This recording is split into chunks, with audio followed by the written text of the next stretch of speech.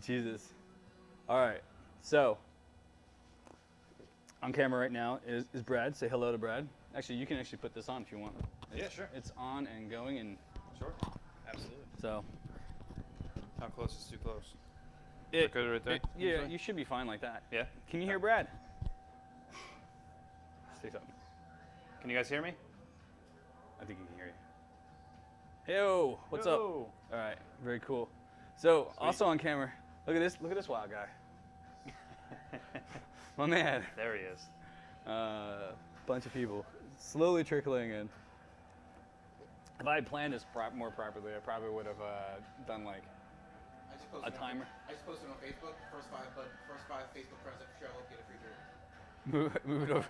Yes. Yes. I like it. I posted. I put it on there. Nice. There's a way to go. I like that. All right, I'm gonna turn this on the side here because I'm not in the camera right now, so only Brad is. But no one wants to see my fugly face. All right, very cool. Yeah. What's up, Joe? How are you doing, man? Yes, sir. There's Gabe Gonzo. He's hanging out there, right there behind us. My boy Trav. I need my beer. Do you want a beer? I'll give him a second. All right. What do you want, man? Take it out really quick. Oh. You know, lifting heavy kids and stuff after while they're dead asleep. It's not good for them. It's not? No, I understand that one big time. Oh, guys, welcome to River Horse Brewing Company. How the hell are you today? We are, oh no, Rip Stream? I'm leaving. Oh, I'm leaving since Gabe is there. It's not bad. Not very nice. Yeah, it was TJ. Yeah, all right, let me check this out, because now I don't know whether he's just screwing me. Oh no, we're up. Screw you, TJ. Damn you, dude. I thought shit broke. I was like, what? All right, so we are here at River Horse Brewing Company with my friend Brad here. He's hanging out. You actually work for River Horse. I do. You do. Yeah. So, but what do you do for River Horse? I never actually ever asked actually. My title is warehouse manager, so I do, which is a very kind of loose term with the small staff that we have. But basically, my main priorities are organizing all the shipments that go in and out of the company, as well as keeping inventory of everything in the warehouse, packaging, bottles, bottle caps, all that kind of stuff. Okay. And also setting up the production schedule. Myself and another guy who's not here today, but his name is Matt, who him and I kind of work together, managing the production staff, the guys who work on the bottling line, and basically just giving them allocations for what needs to be filled and what needs to be packaged for orders going out. And the canning line too. You were doing that the other And the canning, day. yep, yeah. And also filling in. Matt fills in the brew house once in a while. He brews if need be in a pinch, and then I will fill in running the bottling line as well. So we're kind of got our hands in a lot of different stuff. That's cool. Yeah, it's cool. It's cool because we got a small staff. Everyone kind of has their hands in everything, so it's a great. Number one, it's a great learning experience. So you really get to learn the inner workings of a brewery that's growing and that's kind of getting a little bit bigger and bigger all the time. So it's fun. It's one of the best parts of my job is that I'm not a strict, 6 a.m. to 2 p.m. shift. It's kind of just things swing all over the place. But but you get to see the ins and outs of everything that goes on in the brewery, which is awesome. So because cool. he actually when I was here last week, it was last week, right? It was. It was last not this past Thursday, but the one before. They're actually doing the bottling, the canning line, out there. They have a mobile canning line that comes in, and the only beer you actually can is the blonde. It's right? Summer Blonde. Yep. Summer Blonde. Yeah. Yeah, we hire. There's a mobile canning company that comes in. It's Ironheart Canning Company. They're based out of New Hampshire, I believe, and they're a company. They started a few years ago, and with one canning line, and it was two guys that started the company, and it's an amazing story about them because a lot of people didn't really. It was before cans really started to become a big thing in craft beer, right? And so I guess more than a few years ago is when they started this project, but.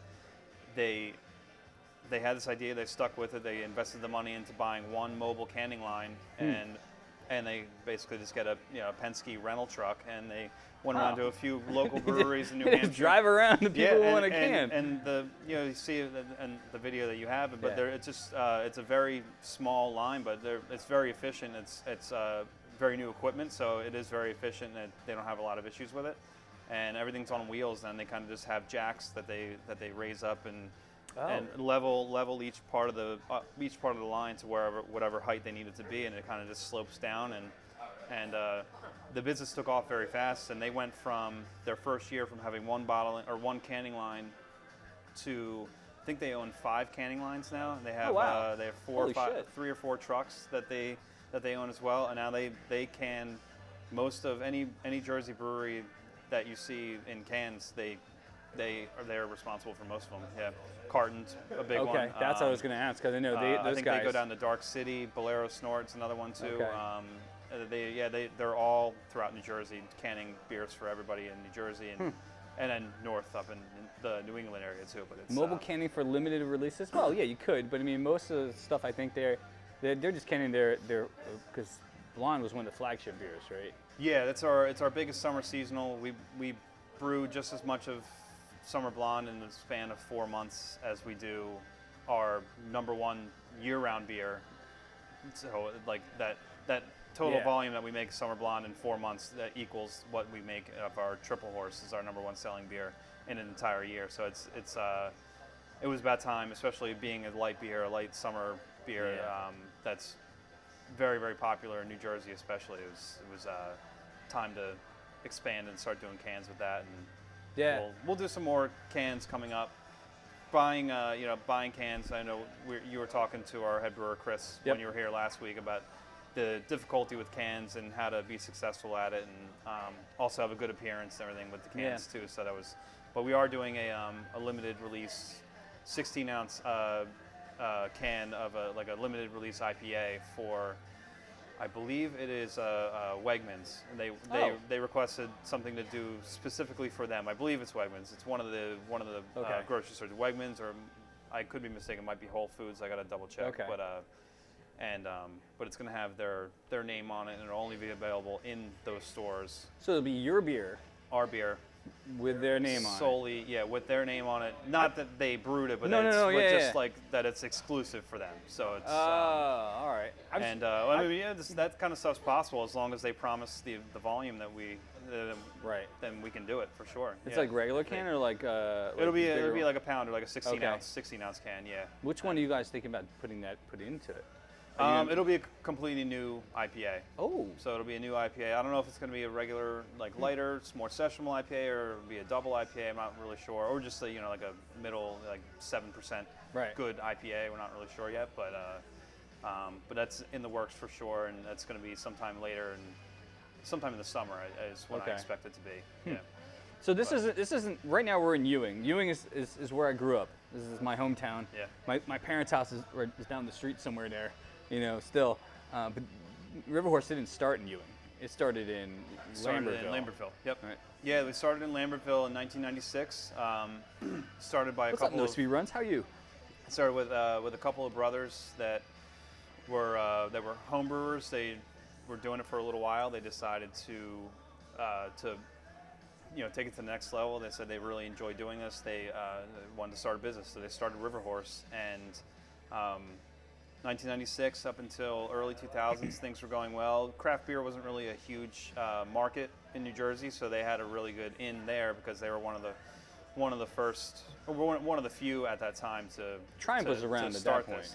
I think Triumph was it was shortly after, I think. I don't know if they didn't have their New Hope location, at least in 1996 they didn't. I don't know, they may have had a Philly location. No, Princeton was open in early 90s because, and I think, and we're obviously getting off topic because we want to focus on River Horse, but I think Triumph actually helped get the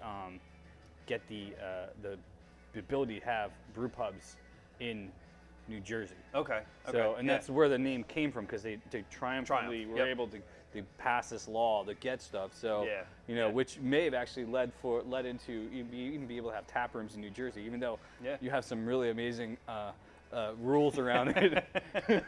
I know. Yeah, the laws in New Jersey are a little bit different than some other states. And Yeah. and it's funny, you go across into PA, it's way easier for you to just go in and for a patron to go in and have a beer at a brewery. Right. But New Jersey is a little bit different. But we find ways around it and make it fun. And so you said they started in Lambertville, right? yeah, started in Lambertville. The building itself used to be the oyster cracker factory. That was the Trenton Oyster Cracker Factory is what it was. And that business either, I guess they just moved to another facility, so that building was empty, and River Horse took over the lease at that building and started River Horse, and they were going well for a few years. The brothers that started it were doing well, and early 2000s they started kind of to see a decline. I think craft beer really started to take off in New Jersey at that point, early 2000s, and around 2004, 2005 they almost went bankrupt. They almost ran the business to the ground. And right around that time, two guys, the current owners now, Chris and Glenn, they were looking to buy a business that was on the edge of not, they weren't doing well, and they were in between either buying a company that makes asphalt or buying a brewery. And they chose a brewery. Oh wow! And it was two different breweries. Right. Two very different businesses, but they chose this one that sounded a lot more fun, obviously. Yeah. And it is. I can only imagine or work for an asphalt company. But No, I mean it would be a lot of more fun. Scraping and just like smoothing shit out. Yeah. And getting a lot. Yes, getting a lot of tan when you're out there. A lot of tar. Yep. Yeah. But instead, you get to drink what you create here, which is which is amazing. You know. Yeah. I think that's always the inspiration for a lot of people who are just want to create breweries in the first place, because they love doing. Sometimes they start out in their house, like my friend Ratchsphere here, my friend Drew, who had a question. I'll get to that in a second. But and then they just say, well, what the hell? Why can't I just expand that into something that we can distribute to other people? Yeah. But it takes a lot of money. It takes a lot of time. Yeah, for sure. Yeah, it's a lot of startup, and then kind of part of it's like knowing the right people. If you were looking to start something or buy a business like that, and then it's even more difficult, I think, to buy a business that already may not have a great name and then turn it into something great. And that's kind of what they did, and they turned it into from 2006 when they pursued buying the brewery, took it over in 2007. Okay. And from there, from 2007 to 2011, they turned the company around from almost being bankrupt to growing and outgrowing our old facility in Lambertville. And then 2012 or 2011, 2012 is when we started looking for new facilities, bigger facilities to grow more, because we got to a point where we couldn't keep up with demand for all of our products, and there's nothing we could do. We were just stuck in the building, and so that's kind of what led us to moving to Ewing. So we moved here in 2013 and been growing a good amount since then. So it's been they bought the brewery. They bought the brewery in 2007. They took over the brewery in 2007. Yep. So it's only been like 10 years. Yeah. Huh. Yep. Wow. Did you ever go to the old location in Lambertville? That place was. They used. I knew about it because I was always across Yeah. the river. Oh, okay. Okay. I was always there, and everyone was like, "Let's just walk across the bridge." And I was like, "Yeah," and then we just never got too drunk and you couldn't get there. It was cool. It was a cool building for sure. Everyone that, especially people that live in Lambertville that still do, they're upset that we moved from Lambertville to Ewing, because it was a walking destination for them. Anyone who lived in the area, they loved being able to just walk there on a Friday, Saturday, or Sunday, and just have a flight and then walk around town a little bit. And it's more of a, we're kind of in industrial parks. It's more of a destination for people, but we adjust to that kind of idea where so now we have bigger events for people to actually, people want to come here, come to Ewing specifically for River Horse rather than just a stop along there. But you also have the college down the street. You have the college in New Jersey. You have Rider College, all really close by.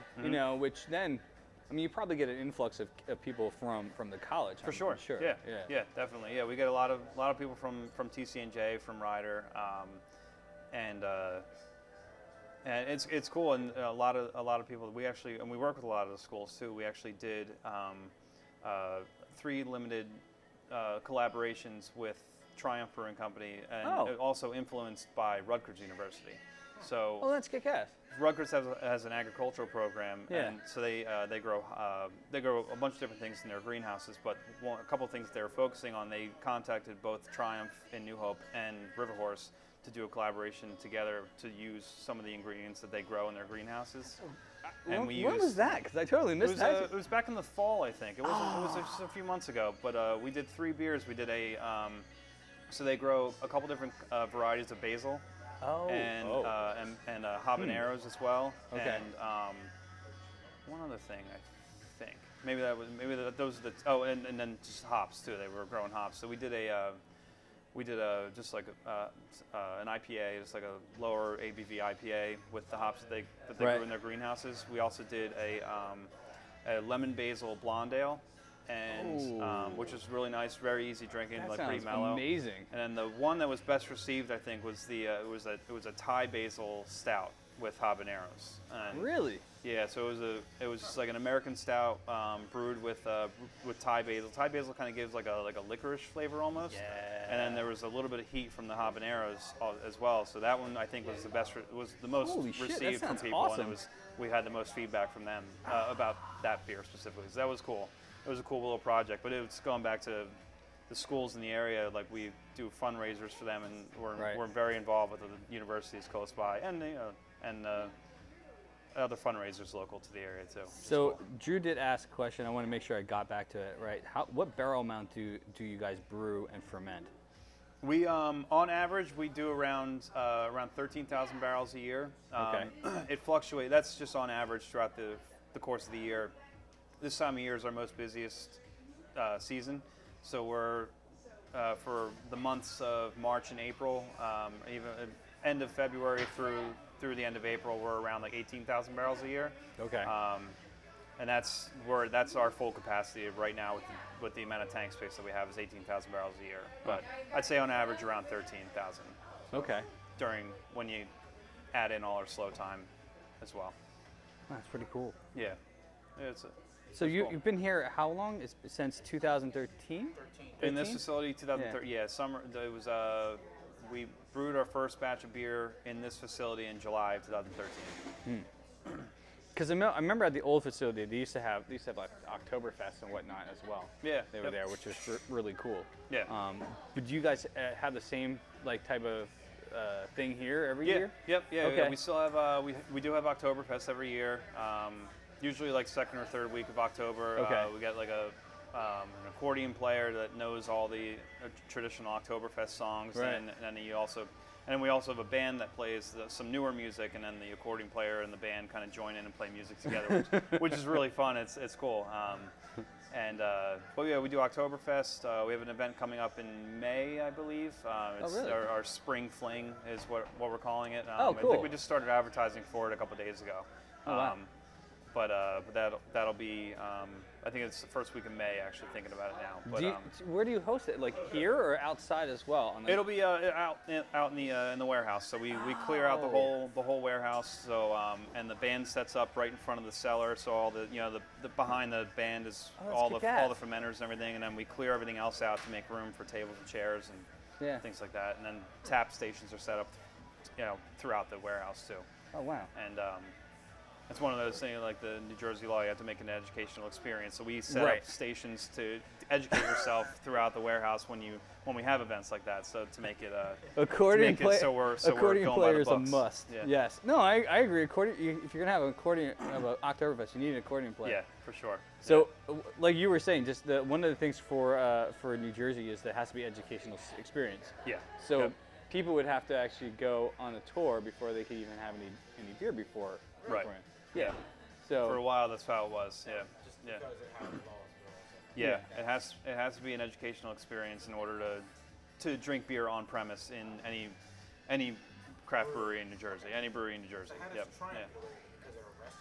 Because Because they're they're a restaurant? a restaurant. Because since they have a brew pub license and a production brewery license are different realms of So since they have the whole operating restaurant as well, it's a little bit different. Yeah. So you But as soon as get a Foreman grill and grow some like quesadillas or something. I know, right? Yeah, I know. Yeah. Well, I think once you start selling food, then you need a whole other set of permits to even sell food to anybody too. So, and you can't give it away for free either. For the Foreman grill and, Yeah, exactly. Yeah.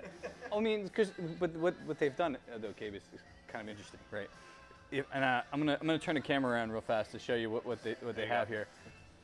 So right there are 3 viewfinders. Remember these guys?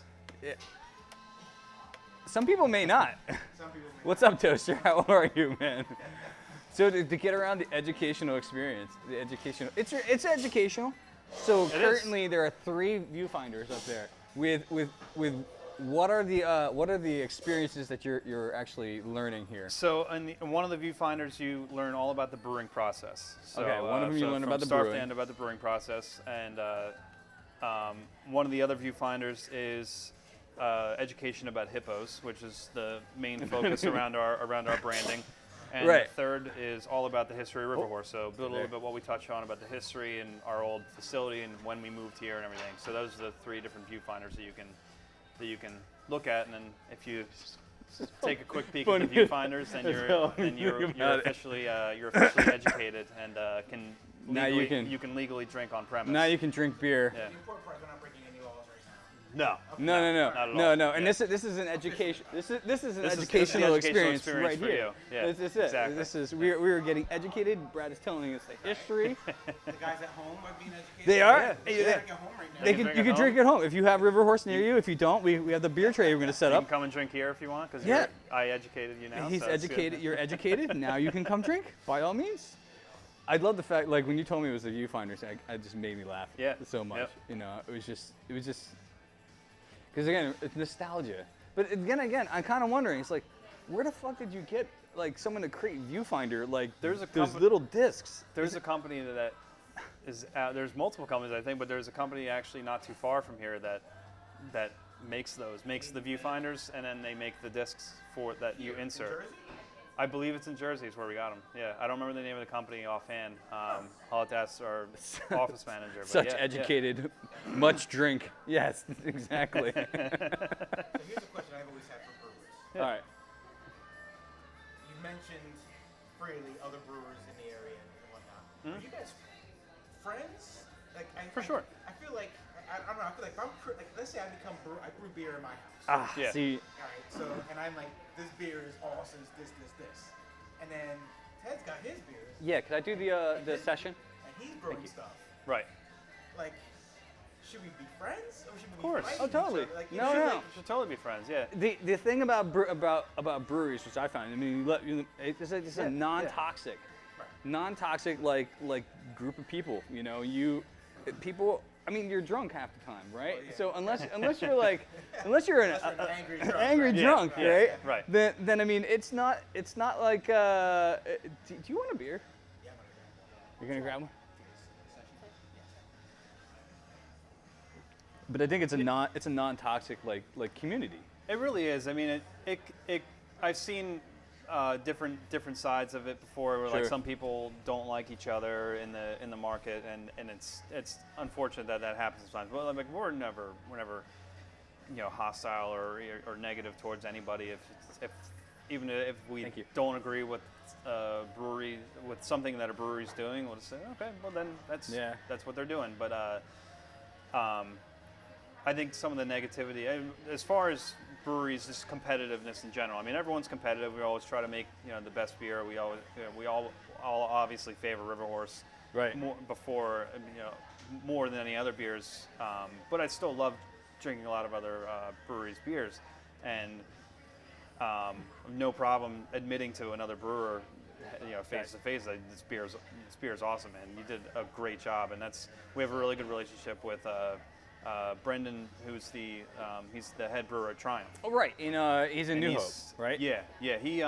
He's actually overseeing the new Red Bank location as well, so he's kind of in charge of both facilities. Okay. A little bit of Princeton too, but he's his big. The 2 big ones that he oversees is the new one that they just opened up in Red Bank, New Jersey, and and then New Hope. Oh, I didn't know they opened one up in Red Bank. Yeah, I know there was talk just about like it for years. Sometime late last year they did. Yeah. And, I don't even think my brother Scott knows that. So that'd be kind of cool. Yeah. Jeez. But yeah, it's not a very hostile environment. It shouldn't be anyway. If it is, then someone's not being fun. Yeah. Everyone's got IPAs. Everyone's got stouts. Like, I wonder if you guys. Like, I was always curious. Like, if you had an oatmeal stout and someone else had an oatmeal stout, like, yeah, man. You venture over there, take a sip. Like, all right, that's what we got to do next time we pour ours. Like, right. Yeah. No, yeah. It's. I mean, you compare and you say like which one's better, which one you think is better or worse, and that's the fun part. Is just comparing, seeing what other breweries are doing, and for me anyway, comparing. If I see our number one seller is our Belgian triple. So if I see another Belgian triple, especially if it's a local one, I'll try it and I'll kind of see if I like it better or worse than ours, or just compare what's different about it. And that's how it should be. It gets a little hostile, I think, when some breweries, you see guys at events and they try to be brewer rock stars, and that's when it kind of gets a little bit like, come on, man, can't we just brew beer and have fun together, and you don't have to act like you're the biggest show in town. It's just it's all fun. It's a competitive industry all over the country, all over the world. But it allows you to do collaborations with the for sure, yeah, definitely. Damn it, stupid. And it's fucking Twitch. That prime example about doing collaborations is the Triumph thing. So that worked out great. And we had a great response for it, and people loved it. So we look forward to doing it again. We absolutely will do it again. We got to figure out what we're going to do, if we're going to team up with Rutgers and do some different ingredients from them. But yeah, it's a fun. It's a really, really fun industry. It can be a very fun industry, and it is for me, anyways. That's all. That's all. It is for River Horse. So that's all that matters. That's all I'm worried about. Yeah, as long as we're a crypto beer. Yeah, there you go. Yeah. Well, I mean, I know people have done, like, other breweries have done like collaborations with not just other breweries, but the individuals, But so that's a question. So a lot of times the breweries will allow their employees to do like test batches and stuff like that. Yeah. Have you ever created your own test batch here? I never did my own test batch here. No, we've come up with some ideas. We've had meetings of just back in November or December of 2016. We were thinking of what our 2017 plan is going to be for new beers anyway, and we'd already had some written down from months before this meeting, but we still needed to fill a couple more slots, and so we kind of have these meetings like, oh, this would be cool, so we thought of a couple different ideas, which we thought would be unique, never see it out in the market anyway. Sure. Of doing beers that kind of simulate cocktails in a way. Oh, so so we thought of doing like a sour beer to simulate a gimlet, either vodka or gin gimlet. Oh wow! So there's going to be some lime in there, and then it would be like a barrel aged, like a lighter barrel aged sour with some lime notes in there. So that was one idea that we thought of. This whole idea stemmed from our 20th anniversary was last April. Okay. And we made our 20th anniversary beer was a Belgian triple, half. It was part of the beer. Eventually, everything was all blended together, but part of it was aged in bourbon barrels. Okay. Another part of that batch was aged in red wine barrels with orange peel and tart cherries, and then it was all blended together in the end. So you think about it, it's basically an old fashioned. All the ingredients of an old fashioned are pretty much there. You have the sweetness from the Belgian triple itself, and tart cherries, cherry orange peel, and the bourbon. And red wine gave some nice oak notes and a little sweetness to it as well. So it was all blended together, and it was super easy drinking, which is scary because it was like 11%. But when you tell people it tastes like an old fashioned, they'll go for it. Just think of an old fashioned and compare it to that, and people are like, oh yeah, I really see it. So that whole idea of basing a recipe off of trying to simulate a cocktail stemmed from that, and so we're working on some ideas with that. That's pretty cool. Like a rum chata beer or or something like that? We might be able to, yeah. That might be like a darker, like a stout or something, like a sweet stout or something. But that'd be cool. That'd be really cool. One of the other beers that I love in the summer, and I hope you do it again, is the Berliner Weiss. Yeah, we'll be doing it. That comes out around May or June usually. Yeah. That's a fantastic. Yeah. If you never had that, Gabe, it was like 4.5 or something like that. It was very low alcohol. Very low, Berliner Weisses are generally sessionable. Right. But it's got this tartness to it, this light tartness to it, and it's just easy to drink, and it's one of those things. Stout guy. When I go beers, I go stout. Yeah. Or ciders. Then you need to try that oatmeal stout, man. I'm gonna try it. Yeah, you should definitely try the oatmeal stout. Yeah, for sure. I mean, you could always we could get samplers. Do a sampler? Can I just get a line? Tap it right in. You could probably rig up something in the back. Yeah. It'd be more like a hose, and you have to keep on drinking as it comes out quickly. Right. But I'm a stout and a cider guy. Like, literally, I go to a liquor store or something. Like, I'm going right to the stout area. Okay. Cider area. Yeah. And I look at the ciders and I'm seeing if there's anything. Do you like more like sweet ciders or like drier ciders? Do you like them like a little bit tart? Or? If you guys have any questions, make sure you just post them in chat, man. On one of the shows, I did, which I had done a jalapeno cider. Nice, very cool. And we're gonna be here for a few hours, so. Yeah. But it was like, so it had the sweetness of like the original amber. Right. But then there was hints of the cinnamon and then the jalapenos. Nice. So it gave some heat. That's awesome. But traditionally I go like a step down from the sweetness. Okay. More of a sour guy, unless it's like, unless it's like a green apple or something like that. Like I know I'm purchasing this on purpose. Like Right. I'm in a sour mood or tart mood. Yeah, I mean you might like that the cherry Berliner Weiss. And even we're coming out with a beer in May. We're releasing it in May. It's a barrel aged sour. It's a kettle sour, which is a little bit of a different process than just aging it with bacteria to create that sourness. Sure. We brew it with the bacteria as well as age it, and it was a lemon kettle sour that we brewed, put it into white wine barrels, and added raspberries and blueberries into it as well. So we're coming out with that, and we took a sample out of the barrel a couple weeks ago just to see how it was doing and how it was progressing, and it's just like this bright purple drink, and it's good. It's only. I think it's like 5.5%. So I think it's like 5.5%. So it's not going to kill you either. Right. So, but it's good. I may camp out here like Black Friday mode. I'm like pitch a tent out in the yard. Yeah, there you go. Yeah. And be like, as soon as the first car turns that corner into the driveway, I'm like, hey, let me in. Don't take my beer. Yes. Okay. Oh yeah, we're online. We are. We're online. We're streaming. Yeah, totally. We're streaming. Yeah, man. We're live and drinking. There's nothing wrong with that. Oh yeah. Yeah. You should try get a sample of the raspberry triple horse. That's the one I did. I actually reviewed that on the Suds the other week. A couple weeks ago. Yeah, because you gave me the 6-pack of it. So right. I was. Right. I gave Ann one. I was chugging them down. And he saved one for the show. Yeah, saved one. Yeah, exactly. Actually, that night, the guy Swig.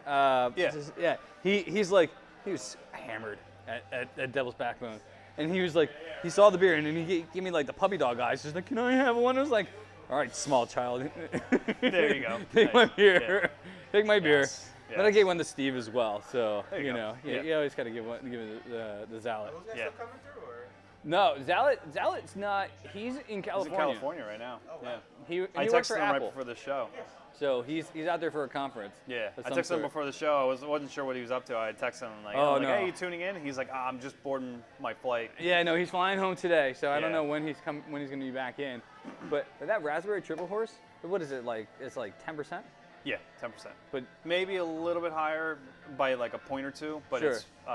It's brewed to be 10%, but with the addition of all the raspberries, it might have fermented a little bit more sugars to get it to like 10.1, 10.2. Okay. But basically, 10%. So we had like my brother Scott and I, because we drank it we did a last weekend. We did a welcome back, Drew. What's up, man? We did a side by side of while we were brewing the beer. Okay. Last weekend of the regular triple horse and the raspberry triple horse. Okay. Yeah. And man, that raspberry, when you open that, it's just like pop right in your face. It's just right there. So when you add the raspberry, is it actual raspberry mash? It's a so we add it to the secondary. Okay. Fermentation. So it's right when it's so when it's vigorously fermenting. So the gravity's coming down a little bit, and the last maybe day or so of fermentation, when there's still a little bit of activity going on, that's when the raspberries are added. And it's a raspberry puree. Oh, so it is a raspberry puree. It's a puree. Yep. Yeah. And it's just much more clean getting a puree versus adding like fresh fruit into it. And you'll get a lot more out of a puree as well versus the fruit. You have a lot less waste as well. Okay. And it's still all raspberries, just pureed down, which is good. So it saves a lot of time for that process. But when it's got like a day left of fermenting, maybe 2 days left of fermenting, that's when the raspberries are added. Then the fermentation finishes. Okay. And then we crash the beer, bring it down to conditioning temperature, like 32 degrees, and then just let that sit for another week, let it condition. Gotcha. And for the raspberry triple specifically, we added 14 pounds of raspberry puree per barrel. So wow. It's like over 500 pounds per tank, though, because our tanks are, some of our tanks are, the tanks that we brewed the raspberry triple in are 40 barrels in volume. Right. So it's like 550 pounds roughly of. And the reason why I ask is someone's like, because the scent was so, but the taste tasted like fresh raspberries. But but someone's like, to get that type of color. And when we were reviewing a few weeks ago, they were wondering whether or not it was like an extract of some sort, like a raspberry extract. But this is actually just raspberry, just straight puree. Yep, yeah, just straight puree, and it's a lot that took it to get that nice color and everything. Yeah. But because we do a lot of tests before we did that beer, and we did a lot of tests of how much puree to add. Okay. And we figured out the dosage amount, basically, if you want to call it that, and that's what we landed on was 14 pounds per barrel. So Jesus Christ. Yeah. That is a lot. Yeah, it's a lot. Yeah. And it's 14 pounds of puree too, so it's not Jesus. So that's it's insane. A lot more condensed, which makes it easier. But yeah, it turned out great, man. It turned out really nice. I think we're going to do that. We'll see how the market receives the beer now, because originally we were just planning on doing it as a like late winter, early spring kind of season, or like early spring, I guess, is when we released it. Okay. If it's received well and we get enough feedback from it that to warrant doing it again a second time this year, we'll do it again sometime in July, I guess, July or August, and so it'll be released twice a year. Well, that's actually where most raspberries, at least like because we grow raspberries in our backyard. Mm-hmm. So I mean, that's actually when we see a lot of raspberries coming up too. So yeah. So Drew was asking another question. Do you have any? I think I'm in trouble. My wife. Apparently I left my entire house unlocked. So yeah, when I left, I just left. I walked out the door. Door open, probably. So he was asking whether or not you used any pectin enzyme in the puree to yield more sugars. Pectic enzyme in the puree? I don't believe so. No, it's just I mean in our triple horse we do use dextrose. I don't think that's considered pectic enzyme. I don't believe so. But we just use dextrose to boost the ABV a little bit. There's also a lot of malt, so it's like most of the fermentable sugars are from the malt itself. But then there's maybe like 100 pounds of dextrose also used to kind of boost it up a little bit more. Okay. Like 100 pounds like per brew. So that boosts it up a little bit as well. And then the raspberries are just added straight into the fermenter once you're like I said, a couple days into fermentation. So that's cool. Do you want to try some of that? The raspberry? Just sample. Not too crazy. You're gonna like it. I know, but then I won't drink anything else. Okay, a little like 3-ounce sample. Try a wee bit. Back home. I'll drive you. I'm gonna drive myself home. I'll grab 3 samples. Whatever. Whatever you don't drink, I'll drink the rest. Yeah. I'm used to it. I got a little more of a nice, tolerance good man. to it, yeah. He's used to it because he works at a brewery. So I gotta work on get this camera angle a little bit better here.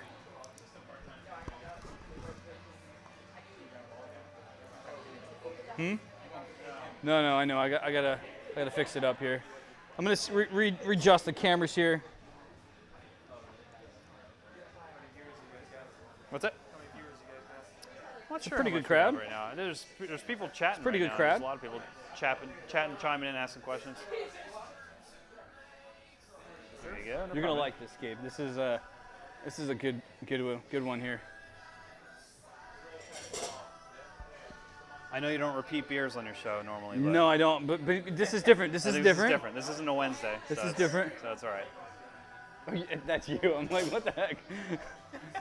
No. Because these things, when we do like tap takeovers like this, or just like going to breweries like this, then this is completely something different.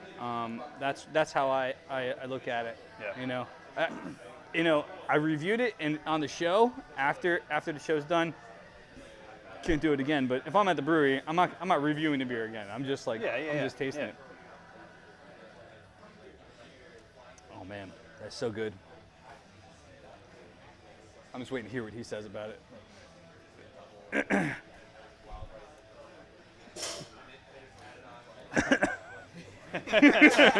You like that? Is that just way too? I gotta adjust the camera. The alcohol in it is like. It's very smooth. Yeah.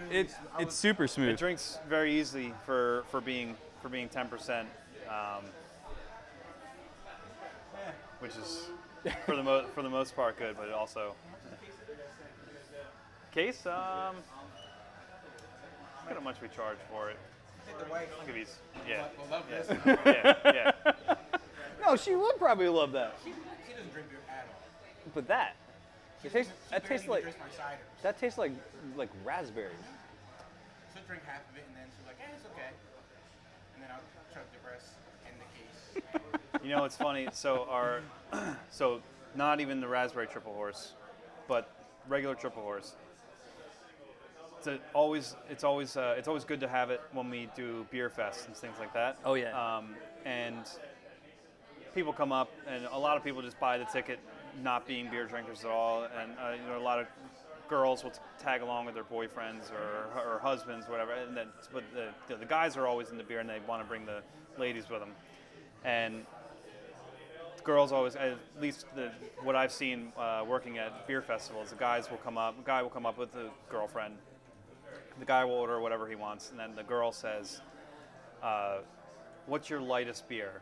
They always say that. And they always say, "What's your lightest beer?" Yeah. And it's either we'll be pouring maybe triple horse. I got a room. Or an extra an room, IPA Drew. If you or want to come something down, like and hang out. And be like, "Well, lighter in color or lighter in flavor? Like, what are you looking for?" And, right. And they're just like, "I don't really know," and like they don't really know. So like, here's a sample of triple horse. And they don't drink beer ever really, and they drink triple horse, and they love it. So and then they're on their ass because it's 10%. Yeah. They're like, "This is great." They're like, "Hey, I got something now." I noticed What's up, Green Giant? How are you, man? It's always a huge favor specifically for women who don't drink beer. If they try, they always seem to like triple horse. I never met anyone. I met a girl who doesn't really drink beer that didn't like triple horse. What you need to do really is the raspberry triple is dangerous. This is like exactly. Like I always used to start like when females came up to me and said, what the hell, why I don't like beer, and it's like I can find a beer you like. Yeah. I always start them on lambics. Because that is one of those smoother beers that's very, very like fruity. It doesn't taste like a beer at all. It just tastes like pure, like just like juice. Yeah. But like something like that, that's like lambic with like alcohol just injected into it. Yeah. It's pretty amazing. Like Anne really liked it, and this when we actually were brewing last weekend, we were looking at we're hanging out drinking this and the Triple Horse while we were brewing. Okay. You know, Scott was like he really liked this as well. You know, so, Nice. Yeah. Nice. That's awesome. Yeah, this is good. I hope it's received well by everybody, and I hope we can make it again because I think this can do really well. And I don't know. I mean, I know I don't see many other like fruity Belgian triples. No. It's not a common thing. I know Weyerbacher did Berry Monks. Yeah. Similar. I think it's their Merry Monks, their triple, but I think they used cranberries and orange peel and something else. Something else kind of oddball, like an oddball fruit that was in there that I was like, oh, okay, I didn't expect that. But other than that, I haven't really seen any fruity triples. Right. Other than the straight triples. Yeah. Yeah. And this is going to be this is directed to you and the essence of one of our viewers. Okay. You guys ever make anything close to like a A mead? mead? Not really. No. Yeah, I don't think No. I've never seen River Horse make a mead. No. Yeah, we never made a mead before. There's very few companies that make meads. The breweries that I know, like Rogue does a mead. Do they? And Okay. it's decent. I mean, I like it a lot. But I mean, it's fermented honey, right? And Toaster loves that stuff, so I know exactly what you're going for, Yeah. right? One of our guys loves mead. You know? Okay. It's just funny, like we just have a thing, like even if it's not mead, like he starts to scream up and all of a sudden, like you just hear a can popping in the background. Like, you know what's going on there. There's no like gray area as far as like what is he doing over there? No, it's like hold on a second, guys. That's funny.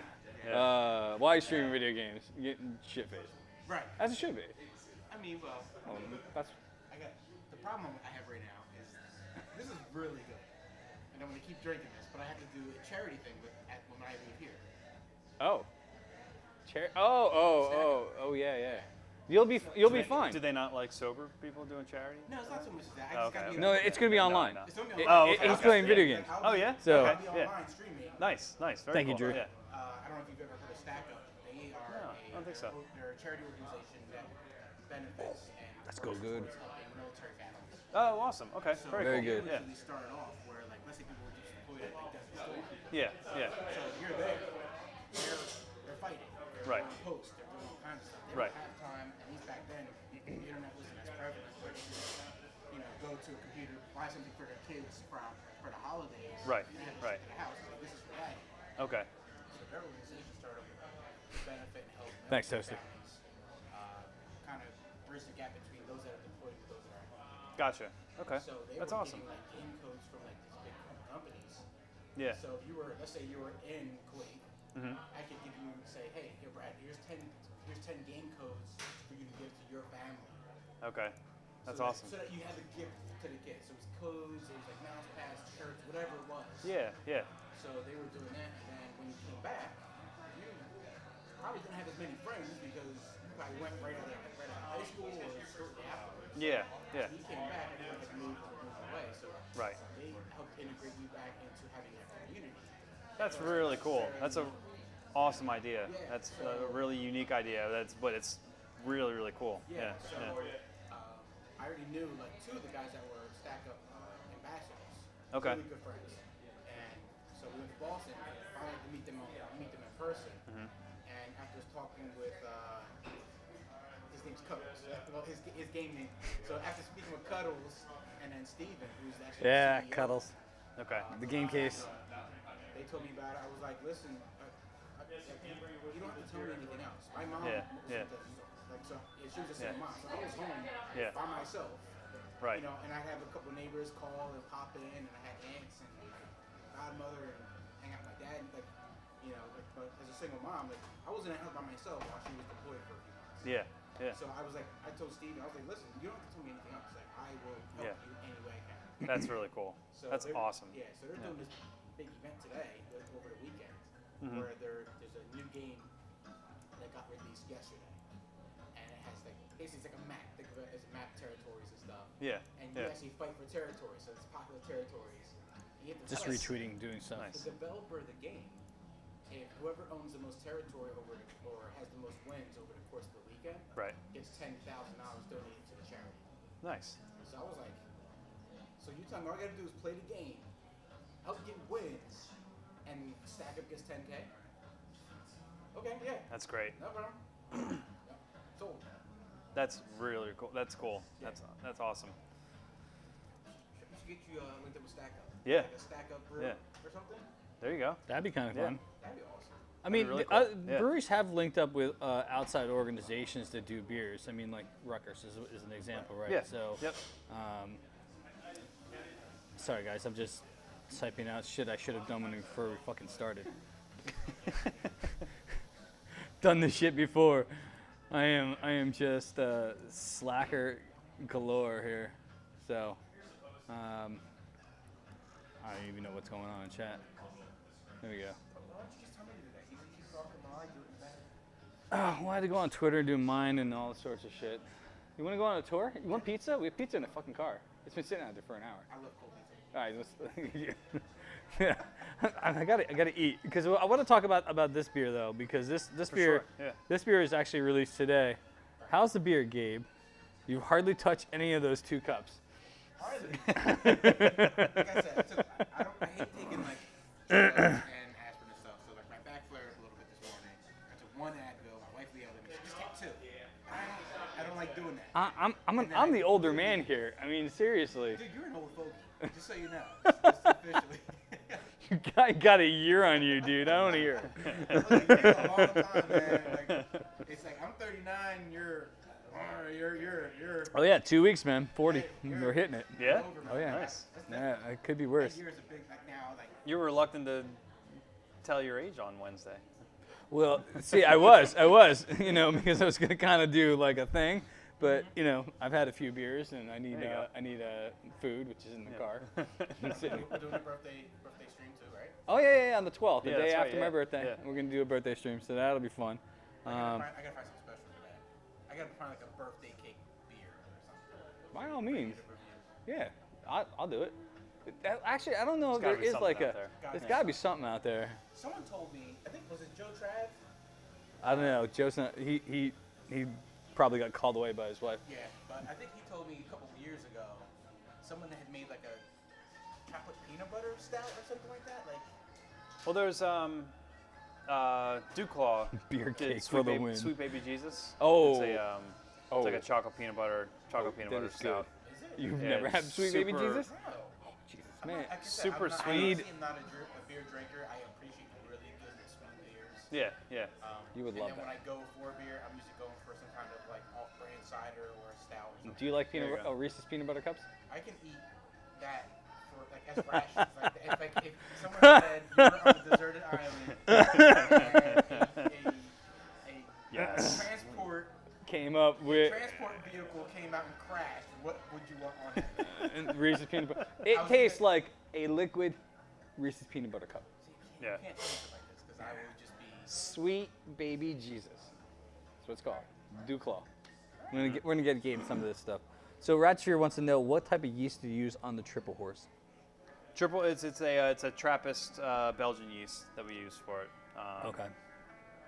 It's we use that yeast specifically for only for as far as like any of the beers that we make. It's only for Triple Horse and for Raspberry Triple, obviously Right. too. But yeah, just like a Trappist style yeast. Yeah, Okay. yeah, or Trappist yeast, not Trappist style. But Are you still hiding in the back room there, Drew? Or are you? When he first logged on, he's at work. And he had to go in the back room and like hide and was watching the stream. Who is on his this? phone. Ratchfear. Oh, He's just hanging okay, out. okay. He's hanging out, just hiding in the back room. Yes. Check the air filters for the ventilation. Yeah. Well, yes, I am. All right, he is Yes, I still am. hiding in the back room there. That's funny. That's funny. Janitor's closet. Oh shit, yeah. So this beer, which is almost done. We've been drinking. This is my second one of this.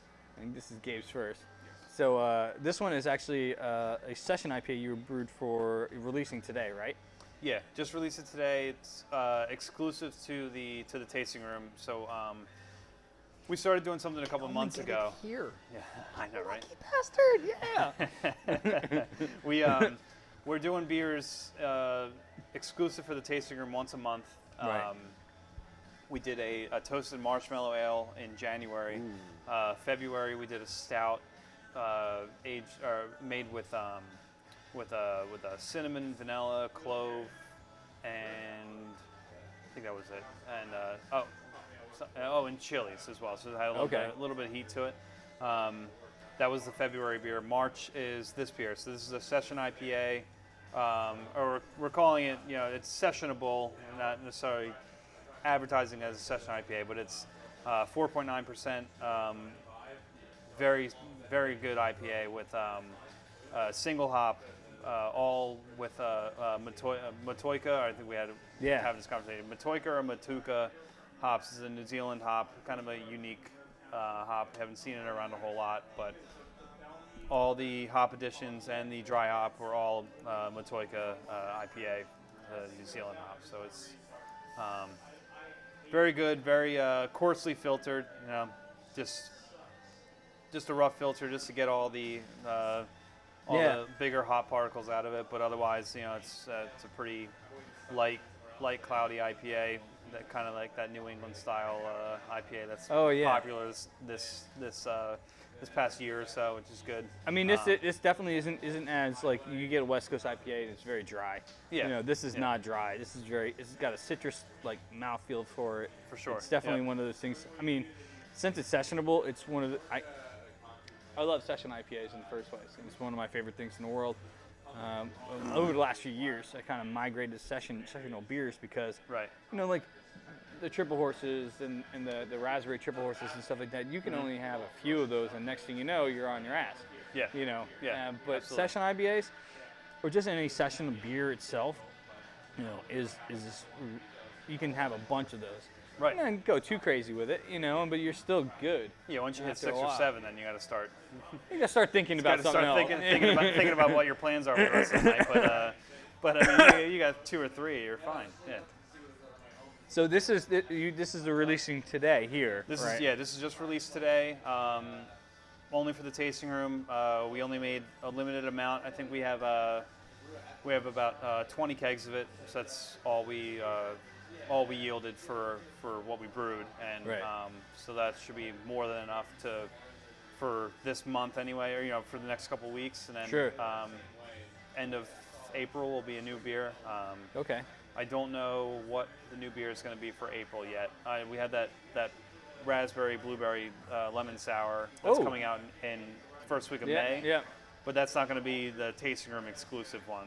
It's going to be something we're releasing that's going to be limited, but it'll be sent out into distribution. But as far as this keeping up with this once a month in the tasting room, I don't know what that beer is going to be yet. But we'll keep people updated as we.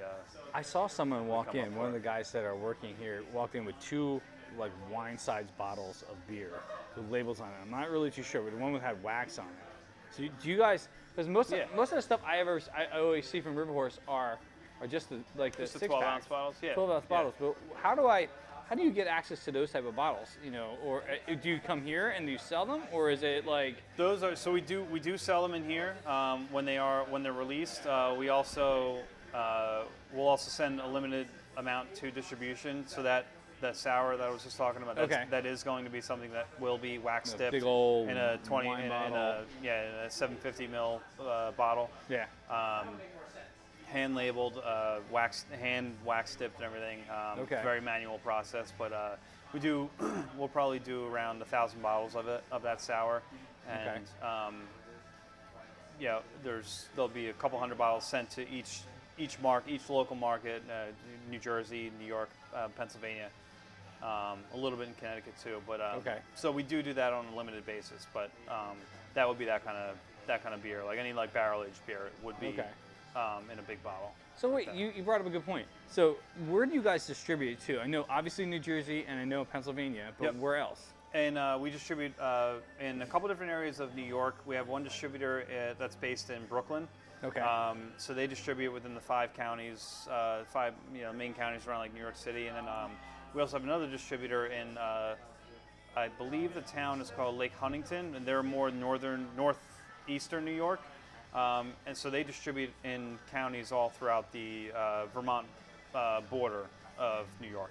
Okay. So, or like the eastern side of New York, but like upstate. Okay. And then we also distribute in Connecticut as well, the whole state of Connecticut. Okay. Connecticut's not very big, but well, no, I mean, like, you can find River Horse throughout the whole state of Connecticut too. Okay. Yeah. Because I mean, like Drew, I know he's from Vermont. His brother lives in Brooklyn. Okay. Yeah. So I mean, Drew, if you ever wanted to come and grab some of their beer, you can just go to Brooklyn, visit your brother, or drive over in the state border to New York. Yeah. You were saying. Pretty much. Right? Yeah. And grab some beer from you there. should be able to find us as soon as you cross the state border from Vermont to New York. We should be available up there. We ship to them on a pretty regular basis, and then as you get closer to New York City, you should be able to find us more and more. And then obviously New Jersey, we're in most stores in New Jersey for sure. Is there like specific beers you guys ship out to the areas and distributing you do? Like so like the Berliner Weiss, right? They're in bottles here. Yep. Does that get up to like New York State and like Connecticut as well? Okay. Yep. Yeah. Everything that we make gets to all of our markets. Gets to all of our distributors. But it's just as far as the quantity goes. Like if it's something barrel aged, then we're limited. So we can only we need to make sure that our home state's taken care of. So we try to favor New Jersey the most. Because they're about 60% of what we sell is all in New Jersey. The other 40% is split between New York, Pennsylvania, and Connecticut. Okay. So we try to even out the distribution that way, and just see we see sales trend, sales rates from previous years of how fast they go through things, and base what we allocate for each state from going from there, and then. So it's but everything in some sort of quantity makes it to all of our markets. But it's just you got to kind of keep an eye out. If it's something limited like that, like to our Connecticut distributor we did a bourbon barrel aged stout, and we sent 5 cases of the 750 ml bottles. We sent 5 cases to our Connecticut distributor, so that's 5 cases for the entire state. Oh, so wow. That'll be more limited. It'll be hard to find it in Connecticut. Right. But New Jersey got 30 cases. So it's 20, 25 cases, something like that. So it's a little bit more. And you can find it here, obviously, if you came to the brewery. If you came, when we release, that beer specifically, we're completely sold out of it now. But you would be able to find it here for sure. Yeah, we allocate definitely some cases for our tasting room as well. So that way you can get it here. A lot of places in Jersey, and then our other markets too. So I'm reading this stuff here. I totally am. Oh, that's funny shit. Oh man. So Drew is saying he's actually going to be brewing a dry mushroom beer to add some earthy notes. So what has been like the most experimental beer that you guys have done over the last several years? I mean, since you've been here. We've done a few different cool beers. Some have worked out. Some were good, but they're just not great sellers. We did a Scotch ale a couple years ago when we were in Lambertville. That was back at our old facility, but we did a Scotch ale that was really nice. Used a lot of smoked malts and a little bit of peated malts as well. Yeah. And that turned out great. I think it was around 7%. Really, really nice Scotch ale. You don't see a lot of Scotch ales, and you don't. No one's clamoring for Scotch ales for the I most like part. Scotch But I'm a big fan of Scotch ales. I think they're great for sure, and anyone I've ever had, I've never had a complaint about it. But it's but you have to sort of appease to what is selling, and Scotch ales don't necessarily do it for everybody for the most part. But Scotch ale was one that we did. It was kind of a little bit different. We did I'm trying to think what else we did a while ago, working my way back to current. But what do you think? Once we started using fruit in the beers, when it kind of starts from, it originates originally like our raspberry triple. We started doing we got that idea because we started doing firkins of our triple horse aged with like some oak chips and raspberries. Right. And it was always a great hit. We do a cask festival every year in like January usually, and the triple horse aged with raspberries was always a great hit. And year after year, we did it for 2 or 3 years, and once it was consistently a hit and always like the #1 seller at the events, that's when we decided to make the raspberry triple. So a lot of beers that we experiment with is just we'll try in casks first and see how it works in a cask, and then if it works well, then we'll do it again. And if it works well multiple times, then we'll try to make it an actual beer that we bottle. But now, do you know what a firkin is? Firkin's it's basically just like a firkin is 10.8 gallons. There's also different size casks, but a firkin is 10.8 gallons. A pin is another kind of cask, but it's half that size. And basically what it is, it's a sort of keg that's hand filled or manually filled with non-carbonated beer, so it's going to be a little bit flatter. It'll be slightly carbonated just naturally, but it won't be forced carbonated like any beer that you would taste in a bottle. And what's fun about doing casks is that you can take a beer, like you can take our Belgian triple and then fill the cask with that, and then you can add oak chips or raspberries to it, and then age it for a week, and then you'll have those notes in there for the raspberry. We've done our hypnotizing IPA, which we can try at some point, but our hypnotizing IPA is a nice 7.5% IPA, and it's very popular for us to fill casks with that, and then add grapefruit zest to it as well. So we'll zest a couple of grapefruits, add it into like a small it's like a muslin bag that we then add into the cask, so that way the zest's not falling all over the place. So you add it into the bag and age it for like a week or so, and it gives some nice citrusy notes without being like too like riney, like without that peel taste to it. You just get the zest taste to it. So that's very popular as well. And then recently, a couple people have been asking, and we did it once and it worked out really well. Our lower ABV IPA, not the hypnotizing, the other one, with watermelon puree. So we did a cask of our IPA with watermelon, and the first account that ever had it was actually in Applebee's in Flemington, and it went over really well. And now we're getting more requests for that. So that kind of sparks ideas for new beers in the future. But that's where the ideas kind of start, is that kind of thing. Yeah. You'll see these firkins at like Philly Beer Weeks coming up in like May, right? Yep. Breweries will do like interesting blends of beers or different flavors, like the oak chips he was talking about, and then bring it there and then tap it at the actual like brew pub or pubs, right? Wherever Isaac's has done it a bunch of times in the past, and then and literally it's just a small keg, it's tap and it's pour and. You have it's you a really have to cool hammer a spout into the side of it, and sometimes it explodes. Sometimes they not explode, like not metal shavings, but like just like but beer shrapnel pulling out of your forehead. It's not that powerful, but like as soon as you break that seal of the plastic, of the seal on the side of the keg, some beer will come out pretty fast. If there's some leftover, any kind of sugars that ferment after you fill it, then that pressure builds up. It's got to go somewhere. But yeah. You gotta roll a 20 for See what's going on. You might die, because of that. No, the guy you're talking about, Toaster, actually is he works here. He's giving tours, which we're gonna send Gabe on soon. Tour. Okay. Yeah.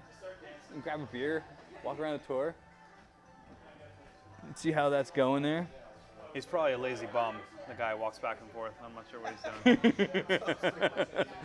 he's doing. Drew's like he's stealing shit. Should we come over here and give his name at least, so Toaster has the hippie's name?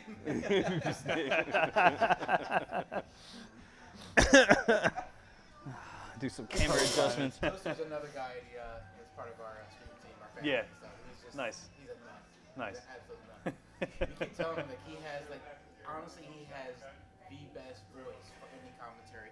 He's got a good radio voice. So a commercial done for you guys. yeah, Toaster is the man to go. Toaster, and the dude's voice is like silky, chocolatey smooth. Yeah, he's like a white Barry White. Yeah. Yeah. Yeah. Was it you or is it TJ? We keep thinking that he's actually like a 80s. Oh no, it was me. It was me. I told Toaster. Like Toaster was actually an 80s hairband singer. He's very like he likes heavy metal. Like I can picture him as like David Lee Roth's like backup singer or something like that, or like some like I don't know. It was like some random hair band from the 80s that. I feel like he might have been like a Metallica backup like. I think he's the reason why he didn't want to come to the PAX because we would recognize him, be like, ooh, you're actually Sammy Hagar. Okay, great. Right. Yes. Or Metallica. All four guys, right? Now you play video games and hang out with us. That's awesome. But apparently he plays the bass. Correct me if I'm wrong, Toaster. I think you said you play the bass. I think he plays the bass, right? He plays bass. Yeah. Red Angel plays sax. Oh, well then you got a jazz band right there. We almost have Crit Mode the band. Crit Mode the band. Who else is in this band? We're gonna just change Crit Mode into like Spaceballs, like the store. Good God. Spaceballs, the flamethrower, like. That's right. I don't know what to say about this shit half the time. Oh man. But now you gotta work on Crit Mode the beer now. I think. Well, I mean, look, we just brewed a beer. Scott and I just brewed 2 beers last weekend, right? So we need to figure out. I think next week or even maybe the birthday stream, we'll let people choose a name for the beer, And the same thing that you did with the raspberries. What we're gonna do with the red ale. We're actually gonna take that red ale. Now it's done fermenting, and actually I got this from Chris, who used to brew here. Chris McGrath. McGrath. Yeah. When he did a milk stout here a while ago for Philly Beer Week that had like a coffee in it. Yeah. And what he said what he did was, and I grinded it out of him. I was like, dude, tell me what you did. Right. So after the fermentation is done, right, he adds in the coffee, for 2 or 3 weeks, and then he took the coffee off, and it just soaks up that flavor and that scent. Is he putting in just the beans? The beans, yeah, the whole beans. The whole beans. The whole bean, not whole ground bean. it up, nothing. No, Not ground. The no. whole bean. Yeah. The cool part about Goes in this, a pouch, and It's then it's in that muslin bag that you were it's talking in the bag. about. Yep. Yeah. So it's soaked for 2 weeks, and then. that's what he did with I think for Philly Beer Week years and years ago. Yeah. When he used to work here. Right. He took the oatmeal milk stout, right, which you still have to try. You gotta try it. I don't Yeah, try it. think so. I mean, I know you love that, but if you really want the oatmeal stout, I do want that. then sacrifice that. Yeah, you're not gonna offend me by. Well, you can drink it. You can do whatever you want. No, I got pizza in the car, man. I don't waste anything. I got the pizza sometime today. Yeah. You need pizza. So It's like ice cold right now. it's all right. It's all right. It's from wait, hold on. Drums, bass, guitar. Oh, he plays drums. Bodaran? I don't know what the fuck that is, dude. Yeah. Helminator plays the ukulele. Perfect. You got Crit Mode Squad band right there. That's eclectic in all its glory. So laughing over Toaster's. Hippie. Yeah, Toast, we'll get him over here soon, Toast. We'll get him over here. Yeah. At least the hippie name. Yeah, there you go. Hippie's name. Yeah. We'll assign him a duty so he has a job. No, he's giving a tour right now. I think that's what he's doing. Or maybe I don't know. I have no I'm idea. not sure what it's done. He's hanging out. He might be at some point. All right. So If he's giving the next tour, you got to go on it. yeah. If you get next tour, I think. can we sign you up for a tour? All right. So Gabe's gonna be our tour guide. We're actually gonna do The tours start at the 15, the quarter hour of every hour. So it's 1:48 right now. 2:15. So you'll be 2:15. yeah. So you got All right. 25 minutes. Celtic hand drum. That's just. I don't even know what to say about that, Toaster. I mean, where'd you learn to play the Celtic hand drum? But, I mean, it is what it is, man. That's pretty kick-ass. All right, so let me do this. Bahrain. Sorry, man. Totally not on camera either.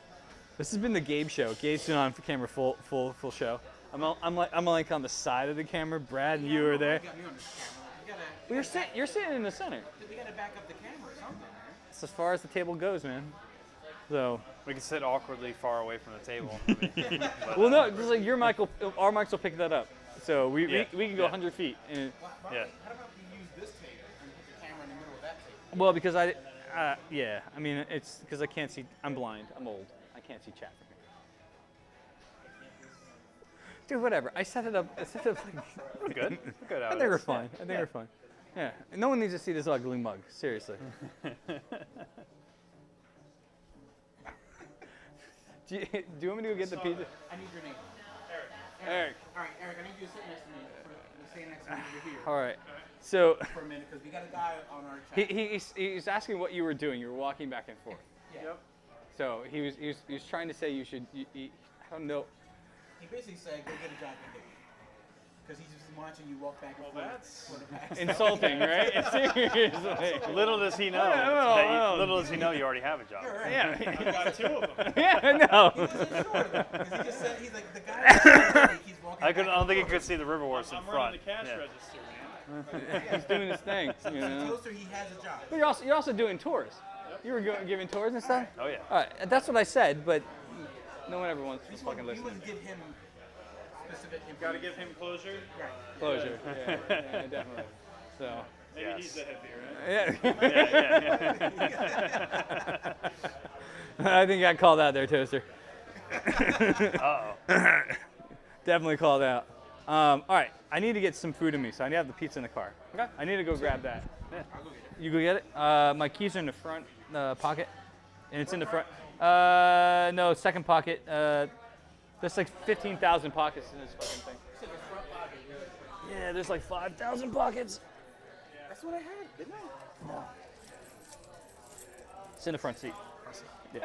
It's the Honda one. That's not the Honda. That's. You'd be clicking the other one, and next thing you know, it'd be like, I can't get in the car. God damn it. What the fuck's going on here? What's up, monkey? How are you, man? I'm assuming. Oh man. I don't even know how to Uh-oh. pronounce what that is. I know, seriously, he's walking by. So I mean, I'm kind of excited to hear some of the stuff, like you were talking about, some of the stuff you're doing in the future. You know, as far as like the beers that are coming out. Right. So I mean, how often do you have like the ones that have the wax seal coming? Usually a couple times a year at least. We did. Waka waka. That's right. We did one already this year. Our Stouty Stout, which I don't know if I gave you a sample of it on. I do have No. a bottle if we did want to sample it at some point. But well, I mean, I don't want I to. do have a keg too, or like a sixtel. But we can try that. I'm not gonna say no, bro. It's a 12% bourbon barrel aged imperial stout, Holy shit. aged in Woodford Reserve barrels. But but it was like a big stout. We brewed it to be 12%. And we aged it in barrels, so it might be a little bit more than Okay. 12%. But that turned out great. But that was the first one that we did this year. Okay. The next one's going to be that Lemonhead, the berry Lemonhead sour that I was That talking sounds about before. awesome. I can't That's going to wait. be in May, so that'll be the next one. We're probably going to do one more sour, I guess, this year, and maybe Okay. another big beer late in the winter of later this year. That might be like 4, so I guess like on average like 3-4 a year, something like that. That's good. Yeah. That's pretty cool. Yeah. I mean, Yeah, it's cool. It works. It's fun. It's every new beer that come out is always a lot of fun to do. So it's should be pretty good. Should be pretty good. I think. Yeah, I mean, I love what you guys do. I mean, I love the experimentation you guys have tried over the card. Yeah, they're over here. Oh yeah, I got you. This guy. How's it going? I'm Ted. What's your name? Manny. Pleasure to meet you, man. Hey, what's going on, man? How are you, Brad? Yeah. Yeah, you too, man. It's Gabe. Yeah. Yeah, appreciate it, man.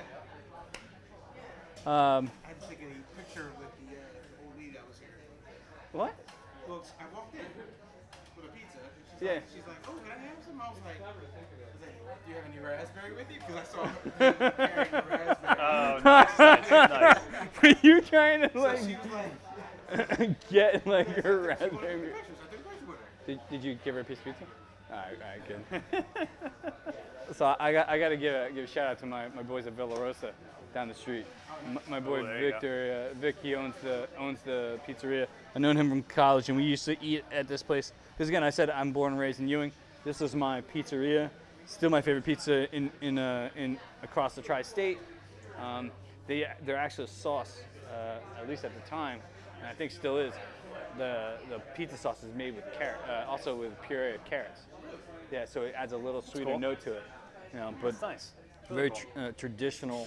If I had to pick like my pizza, I probably would have to pick like Sicilian from Cabello's or Wall Street Trap. I never had it. Never had it before. Yeah. What do you want? You want the stout? You get a stout? Let's do a IPA, the session IPA. Yeah. Yeah, I'll do another one of those. Thank you. Thank you, Lucinda. Yeah, something about their Sicilian, the sauce is just like perfectly spiced. Yeah. They just use like I can't really describe it, but it's Sicilian. So it's the only place I'll get Sicilian pizza from. Right. Okay. Yeah, Nice. some place you go, party, you're like, hey, we're just Sicilian pizza. Yeah. It's not Cabello's. It's not the same. Right. That's cool. I didn't bring any plates or napkins or anything. I grabbed the pizza. I think I bought you pizza. You bought the pizza. I, Am I your plus one? I actually I have plate. I think I have plates in You our, do? Our break room. Yeah. Oh, cool. Yeah. All right. I'll grab them real quick. yeah, no worries. I gotta get some food in myself. Otherwise, Back 1 second. thank you, Brett. Don't worry, you're good. I'm good. Thank you. Safe. Yeah, you're safe. Except for that camera, which broadcasts everything. So, yeah, it's a pretty good crowd in here. I'm gonna send you on a tour. That'll be fun. I'm Zoom pretty much ready. Oh, all right.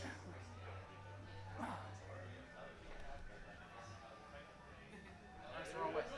Huh? Turn it completely the wrong way. No, I turned it so I can be on the camera a little bit more instead of like leaning in. So what do you think? I like it, except I'm not gonna go into the drama of Did you see the new shirt? yeah, I saw that. I'm talking about the other individual who has that Oh, well, whatever. that yeah. So I got the Ewing shirt. that works. Apparently it's limited edition now.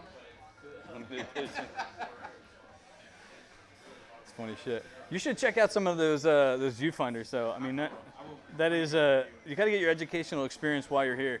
You know, Educator. it's just very educational. I think. Yeah. I think this is if you've never been to this brewery before, it's close. It's not that. I didn't know they were this close. Remember, because every time I hear River, I always associate them with Lambert. Right. Every single time. So I was even like, all right, screw it then. We'll go to Lambert now. I'll go hang out. Yeah. I mean, it's been a few years since they've been here, but it's oh. Thank you. She went to the back in the brewery to get that for you. You're gonna like that. You're really gonna like that. I'm super fucking hungry, so I'm gonna snack on the shit. So again, this is my Villa Rosa pizza. Okay, share with you. Totally stealing a lot of seats here. Who's that? Stealing all the seats. Yeah, pretty much. Hell yeah, man.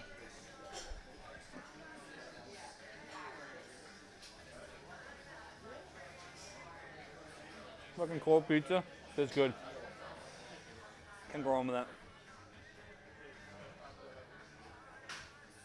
So what do you think of the beer so far? I love that raspberry. Yeah? I really like the raspberry. The raspberry's good. Yeah. It's got really good flavor. It's so smooth. It's not even funny. Like it's pretty amazing. It's fucking deadly. Yeah. Yeah. It's pretty. You said what it was? 10%? That's why I said to get a little bit for you. You know, you can get killed on that stuff. It is definitely.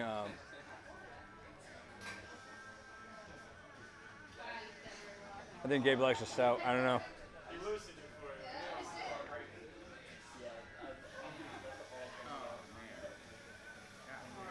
It's good shit, right? All right. What's the raspberry? You like that? Stick this on. Oh, shit. See if we can hear you. I'm all mic'd up. You'll get you mic'd up. Think people could hear you a little bit, but you know. No, not the yo-yo. What's up, people? All right, guys. So, if I had to put them in order, All right. I'd have to say Session, Yeah. Raspberry, Stout. That's your thing. I love, yo, All right. this is a good stout. This might be like top 5 stout I've ever had. Really? Yeah. I had stouts in when I was in Denver. I was at, I can't remember the name of the place. I want to say Rock Bottom. Sounds about right. We had a thing about Rock Bottom the other night. We had, but go ahead, go for it. go But go on. this is, I mean, we're talking about 10 years ago when I was working consulting and stuff. So I went out there, You were traveling. yeah, and they had this cookies and cream stout that just hit the spot. Maybe it was just that day, but it hit Yeah. the spot. I was like, this is delicious. You want some pizza? You want some pizza? Sure. Yeah, go for it. Grab it. All right. Yeah, we can't have our interviewee getting all drunk and No, stuff. seriously. No, he works here. He can do whatever he wants. All right. But yeah, like this, Brad, I was just saying, like, this is probably like top 5 stout right now I've ever had. This stout is perfect.